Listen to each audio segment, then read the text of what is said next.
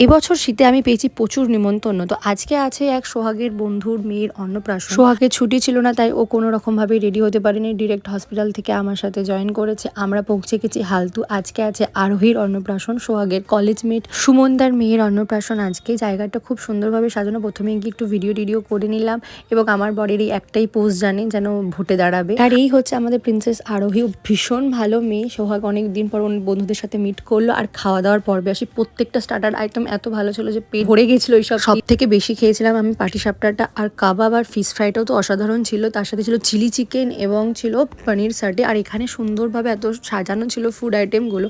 আর সব থেকে মানে খাবারের টেস্ট তো ভালো ছিল, কিন্তু আমার এই মেনু কার্ডটা সব থেকে ভালো লেগেছে। খুব সুন্দর কবিতা করে সহজ পাঠে লেখা। এরপরে আমরা খাওয়া দাওয়া করলাম, করে আইসক্রিম পান নিয়ে গল্প করতে করতে বাড়ি চলে আসলাম। তো আজকের ভিডিওটা এই পর্যন্ত, দেখা হচ্ছে নেক্সট ভিডিওয়। আর এবছর এত খেয়েছি যে ক্যালোরি মানে কিভাবে ঝরবো আমি জানি না। টাটা।